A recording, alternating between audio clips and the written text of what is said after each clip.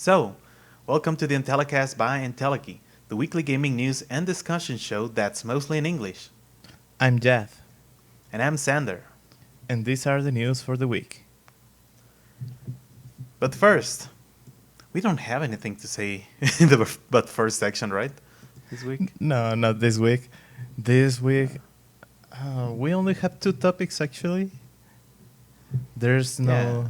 We still have no sponsor, so if you're hearing us and want to sponsor us, we will be very grateful for you.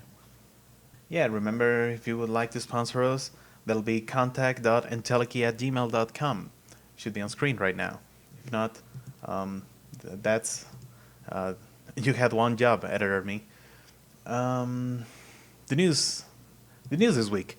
We have one big topic, as we mentioned on the previous podcast, which is that there were big leaks for Nintendo again, and really, really big. We're gonna discuss some of the contents and what that could possibly mean for Nintendo. Also, one quick topic, and it is about Nvidia listing job for future console with DLSS. I'm actually excited about that one.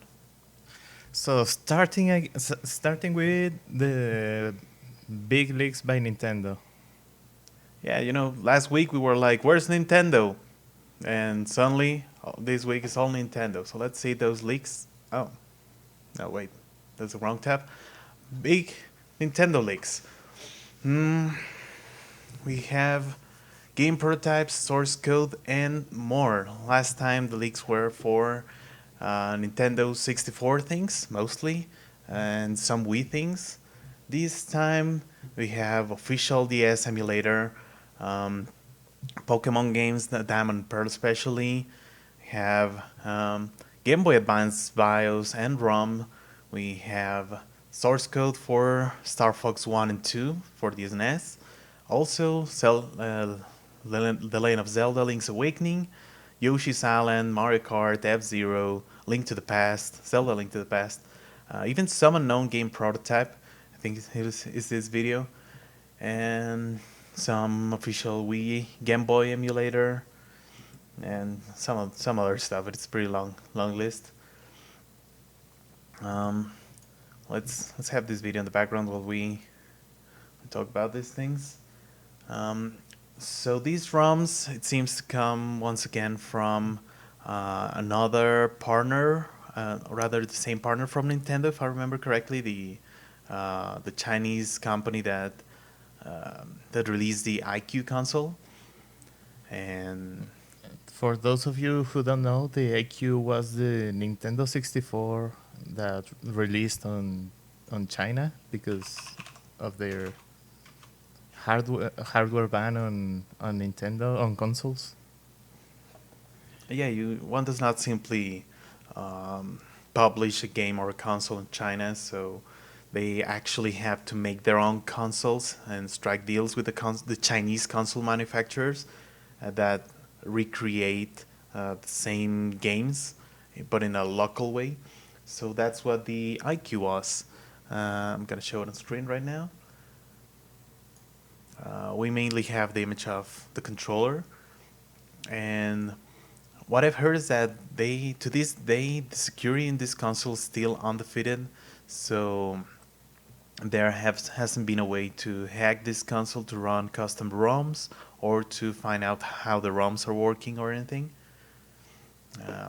which is kind of weird. But perhaps it's just that there hasn't been enough interest in cracking this thing. And I still wonder why was that not the controller's design that won here too. Instead, we had that deformity trident the Nintendo 64 had for a controller. Yeah, that controller designed for people with three hands, right? Yeah. Yeah, I mean, as far as I'm concerned, this was released later, kind of very later after the Nintendo 64. So, oops. So, let me see. We have date. Yeah, 2003. So you know what they say, hindsight is 2020. which is an expression that we may have to update after this year. So that's why they have a better controller in the IQ than the actual Nintendo 64. What to say we check some of the beta graphics. For instance, for the Super, no, for the Yoshi's Island, most remarkably, we have this beta Yoshi, And it was not the only one. the only beta design. It was not the only beta Yoshi. Oh yeah, there were more beta Yoshis. I kind of had a hard time finding more compilation of all those images. But yeah, we have this creature here. He sure was a thing. I'm glad we ended up with the final design. Much better in every way, if you ask me. Well, to me, it looks like a Muppet. Oh yeah, it has that vibe, especially with the facial expression. Reminds me of Gonzo. Yeah, yeah, specifically.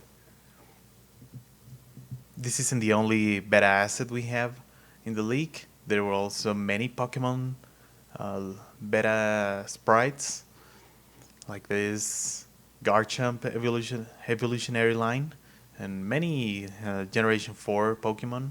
This one looks really good. Now that I complained about the final, how's this thing called? Togekiss. Yeah, but the final Togekiss design. But this one is also pretty cool. I would like to see them revisit this. I don't know, for some mega evolution for Togekiss. Even though it looks like another type. Looks like steel type or something. Or perhaps Dragony. Yeah, it looks different. Oh, we also have some better legendaries. Like this Abomination right here. Wow. Or this dude. And a spark instead of Rotom. And of course, a cute Spark, yeah. This one is actually kind of cute. I would like to see them revisit this one too. It's cute, but I cannot call that a Pokemon. It doesn't have that Pokemon energy. Yeah, yeah, it's definitely really unpolished, and but I mean to take this idea of just a spark of pure energy with arms would be interesting to see them turn into a fully fleshed out Pokemon. True. But I mean, the biggest sprite here, the most popular one, Oh has my to be God. Arceus. What? What is that? What do you mean? What is that? That clearly looks like a god Pokemon.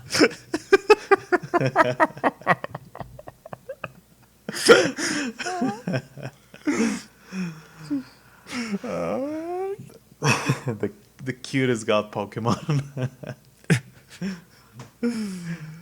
That's pure power right there. Pure energy. Yeah, chaotic energy even. Well, I can say it has the same amount of legs, if you can call those legs, or tentacles, or Yeah, it sounds like the graphics team had a meeting with the engineering team and we're like, oh, we're doing this many Pokemons and this is the list of the Pokemons, and they give them a rough description of how the Pokemons were gonna be. So the engineers created a placeholder assets and we're like, oh, so they said four-leg Pokemon with a big head with prolongations behind, like spikes or something like Sonic. Um, it's gonna be kind of gray, kind of white. I don't know, whatever. Let's just use this sprite while they give us the final asset. This is the kind of energy I get from this. I understand where you're going. I would have liked to see the beta testing of this game with these sprites. Yeah, and I mean it's a funny thing that happens because um, when when we when we have been working with our games, we actually went through this process of creating assets for the game, while placeholder assets, while our graphic designer makes the final drawing. So we're working with these very weird but also very fun assets. And they were beautiful. Especially your guy that became some sort of chewed gum when he jumped or something. Yeah, I'm trying to find the original assets I created for that, for the bike game. I don't seem to find them, but the thing was that I created this really crude drawing of someone on a bike, and when when the player crouched, I kind of draw someone crouching, but it was really rough. I mean, it was done on paint by my non-artist hand. I can't seem to find it, but what I can tell you that you don't need to imagine that hard is that when the player died, I didn't have an asset for when the character died, so instead I reused the truck asset. So when you crash against something, you suddenly became a truck. I had forgotten that part. I went to I went through through a similar process, but instead I just created one asset and reused it completely. So my part of the game was a top-down shooter, and when the player shot, he shot many copies of himself. Oh yeah, many small characters, right? Yeah. At the beginning, I forgot to code the bullet disappearance, so the room filled with little guys. Yeah, I remember seeing your tests. That was really fun. Other times, though, look, this is the. I actually designed the Angel of Death character, and this was the original design. I draw it by my hand, and I mean it's really rough. I'm really glad for what our artist turned it into. That one looks really good. Um, and it was interesting for me because um, I accidentally created the whole design. I mean, we were rushing to create this thing, and I was like, okay, I'm gonna create a placeholder. Let's make a cat with a skull face and wings, and yeah, let's call it a day. And our artist saw this, and it's like, yeah, you know what? That's a good design. Let me just brush it up a little. And sometimes you don't know where ideas end up coming from. Um, that's a fun in the development process. It's been really fun to make games. Hopefully, we're gonna be sharing more news with you guys in the following podcast or in some other podcast. We actually intend these to be gaming week news, but also news about ourselves. We just haven't had that many news. I mean, we could report to you about, hey, we just migrated to a new productivity software. It's called ClickUp, but that's not exciting at all. So just bear with us until we have something more interesting to share. But right now, we would like to thank you for the over 100 likes on the Facebook page. Um, it's where we have grown the most so far. You can also follow us on Twitter and, of course, subscribe to YouTube. But we'd like to thank you all for your support and how we have been growing, and you have been interested in our project. Thank you very much for that. You have all our thanks. Yeah. Let's see what other better sprites I have. I like that artistic depiction of the of that Pokemon. Yeah. It would be really nice to see a game with creatures designed like this. See, they have some other beta Pokemon like Yamask. I remember the name of this guy. I remember the name of these. I actually like Pokemon. I play the games a lot. Not so much anymore, but I do play them. and but you just can't remember all the names for the Pokemon, So I mean, they are over 700, I think. I believe they're in the 900s by now.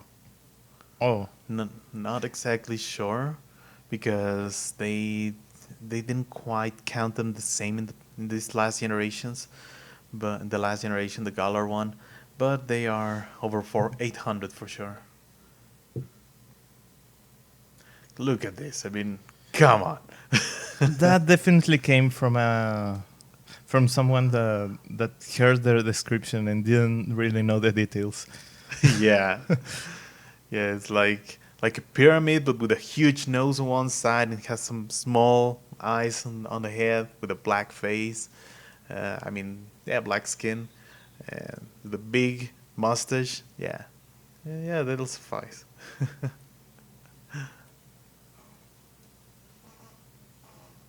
It's really fun to see these kind of things.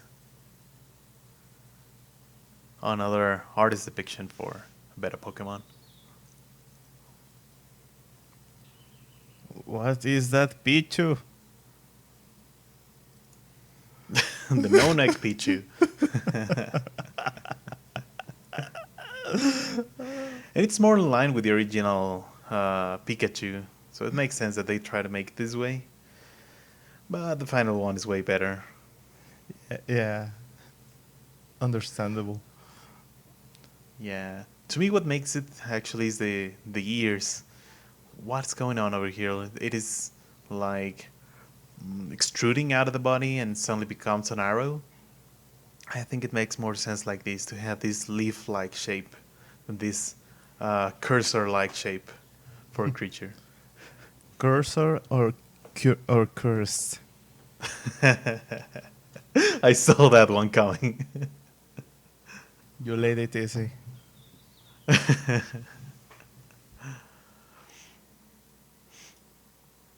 Yeah, so it's a lot of things that got leaked, but one important thing here to mention is that most of this source code uh, doesn't actually allow us to compile the game and to run it because it is mostly incomplete.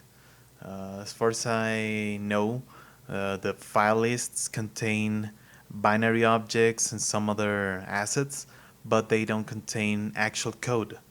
Even though it's called source code, it refers to everything that's necessary to compile a game, not just the code. And most of the actual code is missing, so we won't be able to run some of the prototypes. Some do, I believe I've seen Star Fox 2 running, and Yoshi's Island, but not all of them, definitely. And not completely. Yeah, not completely. But we'll certainly see some things being discovered now and then. Like, of course, the Luigi is real.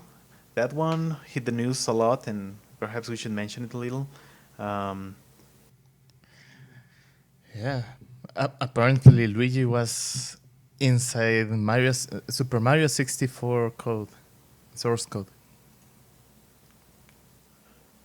and I mean, there were. I remember hearing about the devs mentioning Luigi was part of the project at some point in some interviews in the past, but it all just stayed there, and we really never got any confirmation until these leaks. yeah, until now. And what's interesting about this is that the assets for Luigi were never found um, in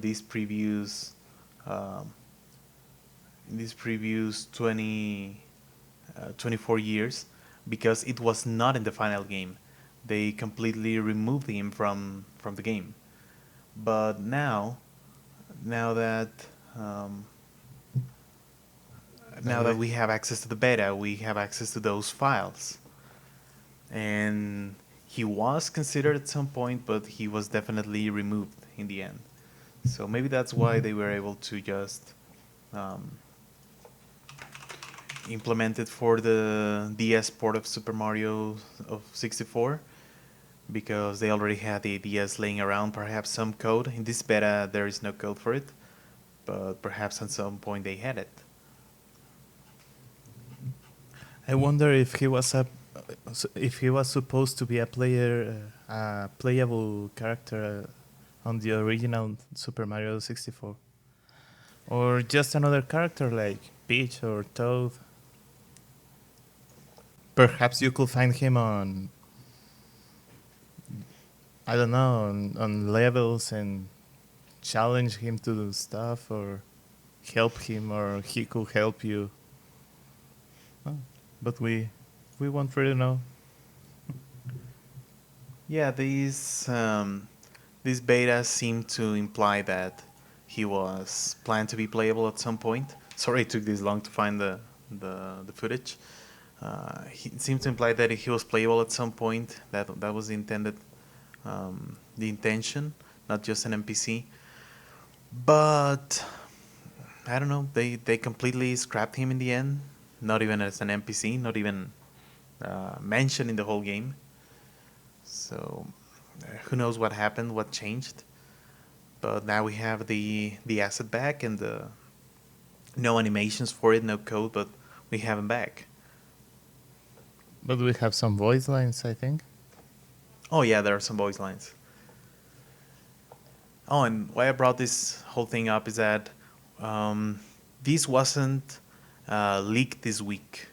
This was mentioned this week because it took up until this point to dig through the original leak files, which were, I don't know, months ago, and they just found them until now on those same files. So what I mean to say here is that at some point we are going to hear more news from the current leak, as in perhaps they found they will end up finding, I don't know, some unused costumes for Link on the A Link to the Past, or who knows what are they gonna find. So we gotta stay tuned to see what else the data miners can find on this current leak. And I think that's all we have at the moment to talk about this topic. So let's move on to our next topic, which is Nvidia list job for future console with DLSS. Yeah, so we are taking it straight from the job listing here online. What has people excited here is that, I mean, it's a normal job listing, but it is for senior embedded graphics engineer. And what mentions here specifically is that we're now hiring a senior embedded software engineer for Tegra Solutions engineering team to work on our next generation graphics and AI technologies for gaming consoles and AI edge devices. For gaming consoles. Now, And that's the key there. yeah, that's the key here because for pretty much forever, AMD and previously ATI has had a monopoly on console graphics. ATI was a graphics company. I believe they date all the way from the 90s, and they were bought by AMD eventually, so they rebranded. But they're essentially the same team working on those graphics, and they have been exclusively creating graphics for consoles forever. With certain exceptions like Nintendo creating their own graphic solutions for pretty much all the time, until they realized that they were unable to compete anymore, Nintendo. So they partnered up with Nvidia, and that's the first time that Nvidia created graphics for a console. That's why the Nintendo Switch exists. And fortunately for Nintendo, Nvidia didn't have to develop technologies specifically for the Nintendo Switch. Rather, they reused the Tegra chip, which they were already using on their very own Nvidia Shield, which is their failed console. The Nintendo Switch development history is interesting because in that case it took two wrongs to make one right. Nintendo failed with the Wii U. They created this cool concept about a detachable screen, portable screen, where you can see and play the game, but they failed to market it correctly, and it was very clunky because it only made you wish for a portable console that you can just plug into the TV instead of being a thing on its instead of being an accessory for a console that's plugged on the TV all the time. Whereas on the Nvidia side, they created the Nvidia Shield, which ran on Android, but um, they there were not much developer interest in that. They tried to break into the market and they failed to do so, even though they had already a popular platform, which was Android. But it didn't took off. I'm not exactly sure what had happened. But when they partner up, Nvidia and Nintendo, they took the Nvidia graphics and they took the Nintendo branding and games and all that, and they combined it into the Nintendo Switch, and it was really really powerful, really great. So at this point, it's pretty much safe to say that the Nvidia Shield console is dead. We haven't had an update for years now. So all the consoles left for Nvidia are is the Nintendo Switch. That's all they're working on. So they are now talking about next generation graphics and AI technologies for consoles, which obviously implies at this point a new Nintendo Switch.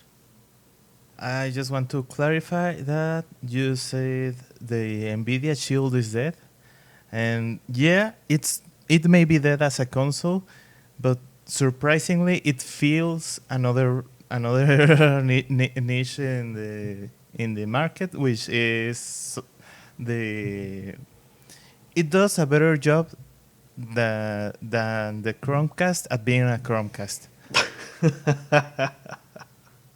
Yeah, and why is that? It's because it's the only thing that Nvidia put into the market as a console. So they only have one product to work on, and that's why it's still supported at the moment and it's still being updated. So it's not that, it is on life support. Yeah, it's not that it's on life support, but as far as I've seen on reviews, because I planned to buy one in the past, and because it was because of these other features, not because of the console stuff. Well, the console stuff attracted me because it's good for emulators. Which means it is competing with another failed console, which is the PSP Vita TV, right? Yep, which is also, well, right now it's not supported anymore, but when it was supported was also a really good, how would you say, media device. It had Netflix, it had YouTube, it had Spotify. You could connect it to your TV. You could load videos via USB and stuff. And if you wanted, you could play games with either a PS3 or PS4 controller. So yeah, they both are some sort of the same concept. Both failed at their in their original purpose, but both worked for another purpose. So coming back to the Nvidia Shield, um, it's still supported. I don't know. I don't think this means Nvidia is planning to bring out another Nvidia Shield. I mean, we don't know. We have to be clear. Yeah, We're we just don't know. speculating here. That's why I say I think specifically.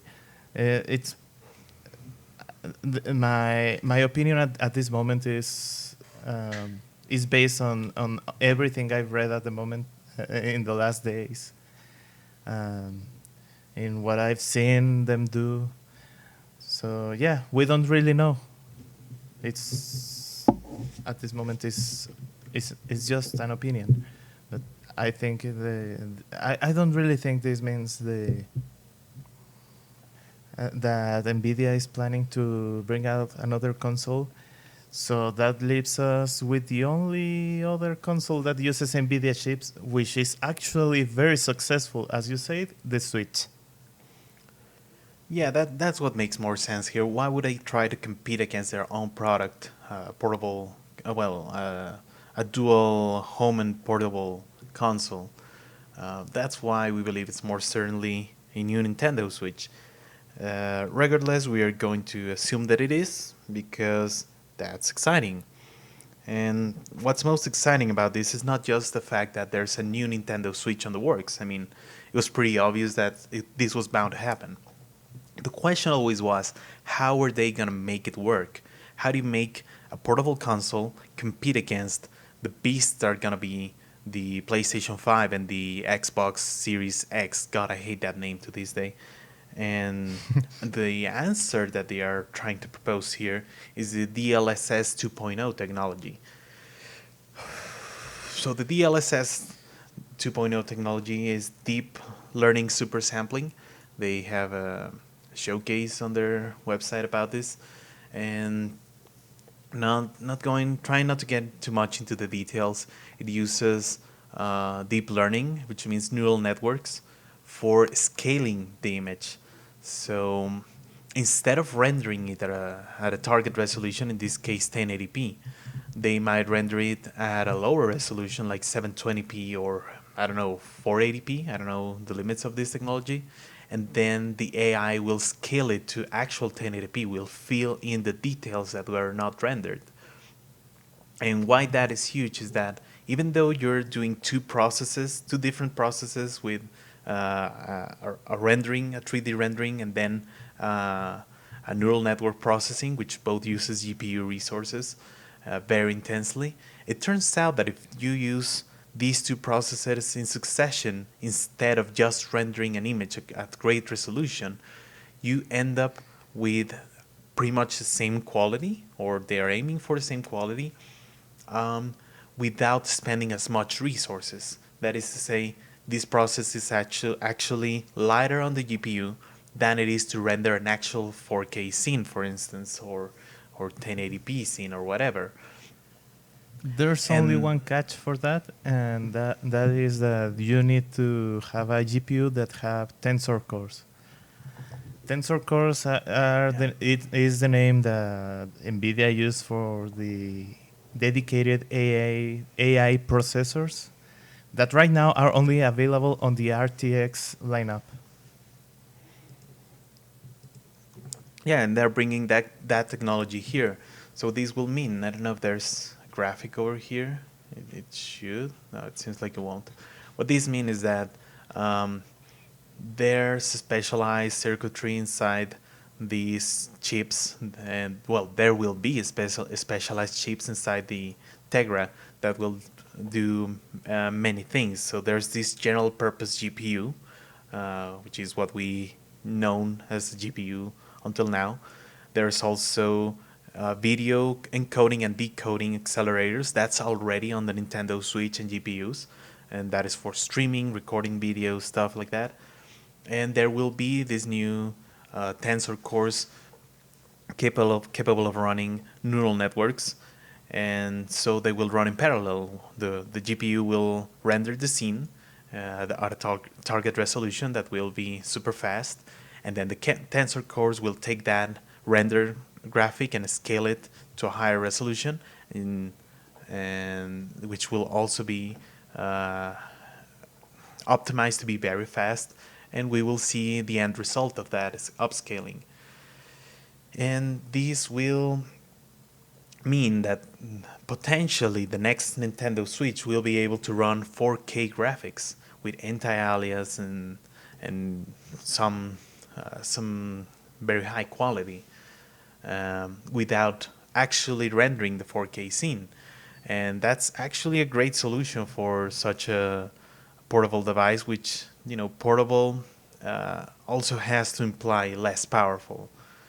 And And if this information is correct and they are really aiming for a new Nintendo Switch with these technologies, we should be able to see 4K 60 FPS on the next Nintendo Switch. While the console still being lightweight and it could have a just as good or just as bad, depending on who you ask, battery capacity. It would be perfect Actually, for Nintendo. if DLSS is part of the next system, it will probably have a better battery life. Potentially, I mean, you still have to render the scene at a certain resolution with more graphics, with more graphical fidelity that you are currently that the Nintendo Switch is currently capable of doing, like more detailed models and perhaps better quality lighting and stuff like that. So it will still have to do more work than the current GPU and the Switch is doing. But I mean, with the architectural improvements that they had ever since the Tegra chip that they're doing, that should be doable with even less energy consumption. So yeah, there's potential in there for better battery life. It's just not a certain thing to happen.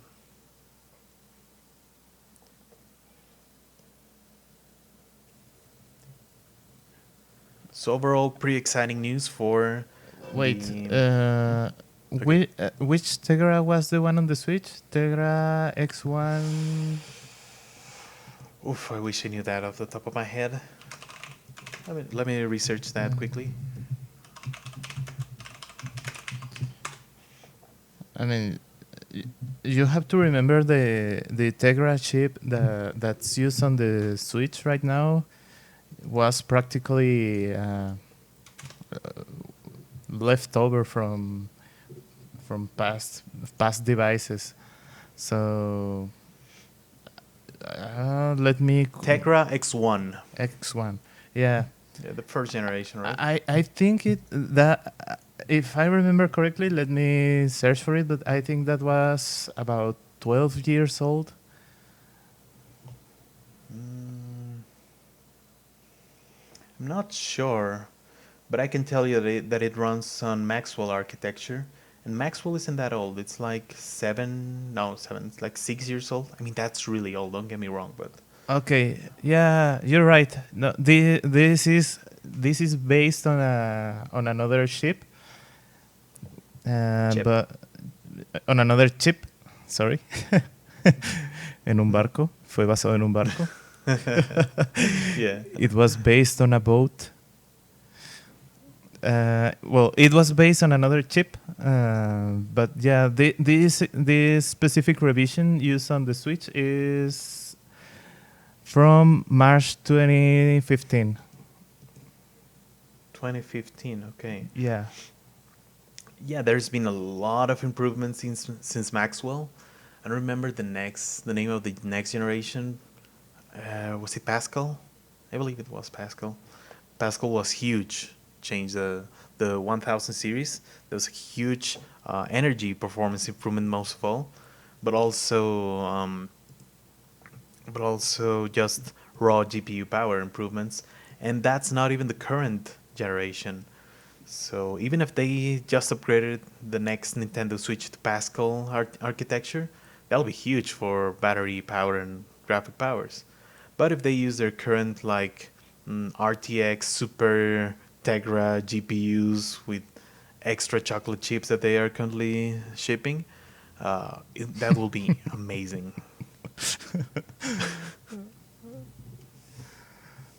Now I want that chocolate. Yeah, I should have bought chocolate this week when I went to the market. It's a great opportunity for improvement here for the Nintendo Switch. Oh, I just realized I didn't move this tab to what you can see on screen, guys. I'm sorry, but anyway, just a chart with the Tegra X1 chip that's running on the Nintendo Switch and talks about some of the specifications and stuff like that. Mm, Let us know. Actually, this is something I've been wanting to know. Um, what what expectations do you have for the podcast? How in depth do you want us to go? Like, we like us to talk about the technical details of things when we talk, like for instance, go into the details of the convolutional autocoder neural network for DLSS that Nvidia is using for the DLSS 2.0, or the specific changes in nanometer um, process manufacturing for the Tegra chips, and talk about how that will improve the performance. Or do you want us to keep it at this level of depth, or perhaps even lighter? I don't know. Let us know in the comments below on our Facebook or Twitter pages. Uh, what do you think about the podcast? Um, is it in depth enough for you? Do you want it to be more in depth, less in depth? Let us know. Also, let us know if you have any topic you want to hear about. Oh yeah, you would like to cover any specific topics? You could dedicate a section in the podcast for talk more on just news. Like, hey, what about you talk about the Wii U history, for instance? Well, we could research and talk about it at some point. Actually, we had one request this week about talking about ourselves, because um, we didn't actually introduce ourselves in depth enough. Like, we talk about who we are, and we're studio, and what's your name, what's my name, but we could have done a better job at introducing ourselves, it seems. And I got that request this week, so perhaps we'll talk about it at some point when we have the time. Or so let us know if any other requests you may have. And that was everything we had for this topic. This time we don't have a game of the week, so that will be it for the EnteleCast. Yeah, check out our streams over at Twitch, and remember to subscribe to our channel and follow us on social media. Thank you for being here with us this week. I'm Sander, And I'm Jad. and tune in next week for more news and discussion about gaming.